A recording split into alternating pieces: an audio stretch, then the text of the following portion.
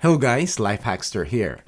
I decided to test out dash cams again. And I'm actually hyped up with this one because this is a dual-use dash camera. Also make sure to stick to the end where I debuted my dashcam hit tester because I need some feedback. Or dashcam companies really need to redesign on how they mount these dashcams.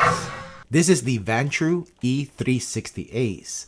Also, thank you Vantrue for sending me this dashcam to be reviewed. The bundle that I got is that aside from being a dashcam, you can actually use this as a regular handheld camera using this selfie stick handle that has a built-in battery that powers it. The main unit is a 360-degree camera and has different recording modes. There is a 360-degree panoramic view, recording in 5.2K 5184 by 1944 pixel resolution at 30 frames per second. And this is stitched in on the camera itself. So when you download the footage, this is already what you will get. This is the mode that I'll mostly show here, but you can also set it to dual fisheye mode or fisheye to fisheye. And in handheld camera mode, if you vlog or just record videos for family or social media, aside from the panoramic view, you have the regular 16:9 recording at 30 or 60 FPS and 9:16 vertical also in 30 or 60 FPS. So this is a pretty versatile camera, or I guess pretty versatile dash cam. This also has the Starvis 2 sensor for night recording, but I actually learned something while testing this. And this is the first dashcam that I have tested that can use infrared LEDs in the front-facing camera to have infrared night vision recording. And there's barely any glare. I guess because it is wide-angle lens plus the angle of the windshield. Because if you tilt it up, you will see the infrareds. This bundle also comes, which Vantrue stated, 2.7K rear-facing camera. In my testing though, the most that I can set it to is 2592 by 1944 pixel resolution at 30 FPS, and that is in dual fisheye mode. But with the panoramic view, the rear-facing camera only records in 2560 by 1440 resolution. Video quality is still pretty good though. You can access the dashcam using the Vantrue app and can connect to it using 5 GHz Wi-Fi for fast downloading of your videos. This has 24/7 parking monitoring when hardwired like all other dashcams, but this is also compatible with Vantrue's LTE module for remote live viewing and real-time notifications. And I will try to check and test this out whenever I get a hold of this LTE module in the future. This has voice control and uses supercapacitors and not batteries. Take photo. Turn on Wi-Fi. And records to a microSD card up to a 512GB card. Inside the box, you will get some paperwork, the main dash camera itself. We have the interior facing camera and it has a small touch screen. On top, we have a USB-C port for the rear camera and a 1/4 screw mount here for the handle. And we have the front facing camera, emergency lock button or the power button. And on the bottom, we have the microSD card slot and the mic, and the reset button hole here on the side. What else is inside the box? We have a pouch. This is the 360 Ace bundle, so it also includes the camera tripod selfie stick. We have the legs or the tripod, and we have the handle, which have two 18650 batteries inside for up to 4 hours of battery life. Status lights and USB-C port to charge the batteries. This connects to the dashcam using the 1/4 screw mount and turn the handle clockwise to screw the camera in. And screw in the tripod, and now you have a 360 handheld camera.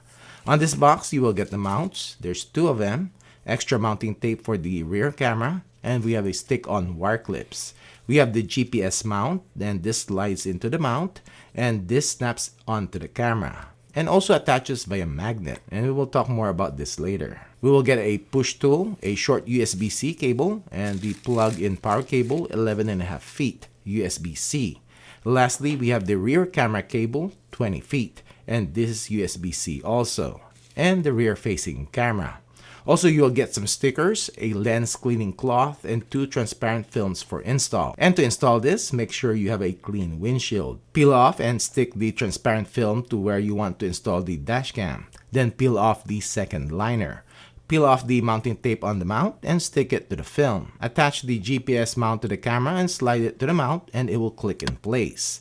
Plug the power cable and route and hide your wiring onto your headliner to the front of your A-pillar, then down your dashboard. And you can hide the wires on your door's weather stripping. Plug the rear camera cable and route it the same way, and down and to the back of your car. Peel off the liner of the mounting tape of the rear camera and stick it on your rear window, avoiding the defrost wires on the camera's field of view. Then plug in the cable. Plug in the power cable to your charging port, then turn on your car, and the dashcam should boot up and will start recording. You can also connect to the dashcam using the Vantrue app if you are in your car using Wi-Fi, and type in the default password and it will load up the live view. You can change the settings for driving and as a regular camera. As a dashcam, these are the settings that you can change, and I'll show you the resolution. These are the options available if you also have the rear camera connected and recording. Only 1440 for the rear camera in panoramic view. I'll also just show you the infrared LEDs, which the front-facing camera has an auto and on. Most front channels doesn't have this option. We have G-sensor sensitivity and HDR, which defaults to on. And these are all the other settings that you can change. Handheld camera mode also have different settings, like on the resolution, which it also has 4:3 at 30, 16:9, and 9:16 at 30 or 60 FPS. If you go back to the main page, you can browse the recordings on the SD card, and this is where you can view and download the footage to your phone if you want. Or you can also download it directly from the SD card. Let's check the video quality. So this is the video and audio quality of the Vantrue E360 dash camera, and it has a panoramic 360 view, so it will have a 5.2K video quality. And this one comes with a rear facing camera that is in 2.7K. And this is what the video quality looks like in panoramic mode.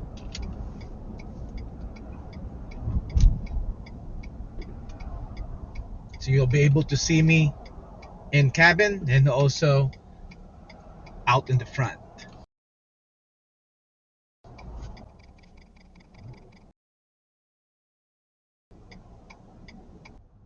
This is the recording at night with the front-facing camera in color mode. Infrared LEDs are off, and when you zoom in to just the front camera, you will see that there is light glare on the lights and signs.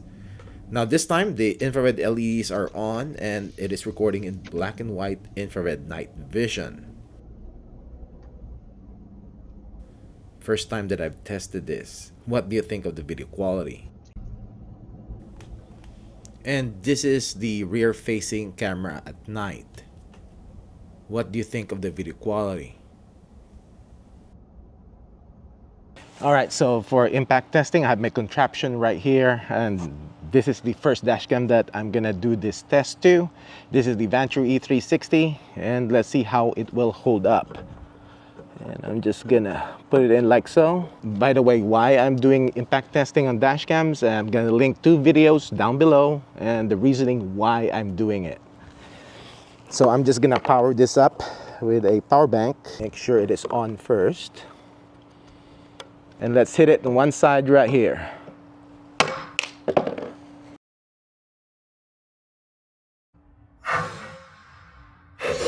Okay, I'll just summarize this because I went down on this rabbit hole.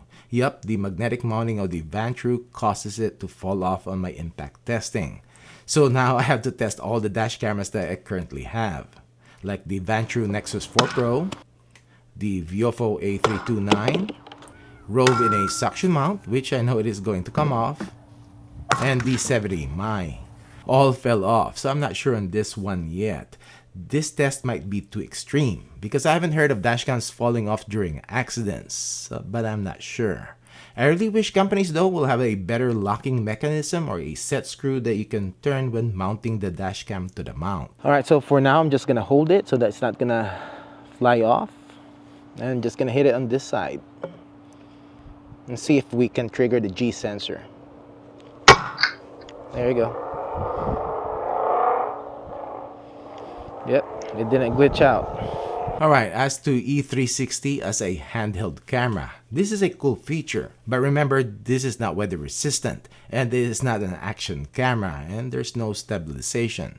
But this has one advantage though compared to other 360 cameras for videography. this has infrared night vision. So if you want to vlog or record at night without needing lights, you definitely can. I'm pretty sure though you will buy this camera as a dash cam first and being a video camera as a secondary feature and not the other way around. So what do you think? First off, I like that it is touchscreen and it is pretty responsive, albeit it is small. So you can change the settings on the camera itself or in the app. I also like the panoramic view. Video quality is decent in daytime. And I'm surprised that for a 360-degree view camera that it can read plates of cars close by. As you know, the wider the field of view, the lesser the video clarity, especially on things farther out. As to nighttime though, the Starvis 2 sensor here doesn't really help with the glare. And I'm not sure what it is, but I did clean my windshield inside and outside. But it seems like my windshield has a lot of scratches. The footage is also grainier, and being a wide 360 camera doesn't help. I actually like the black and white night vision, but the glare is there. Overall, it is not really that great at nighttime. And this is the same thing with the rear-facing camera. Pretty good in daytime, but at night, a lot of light glare and motion blur. Well, that's it for this video. Thanks for watching.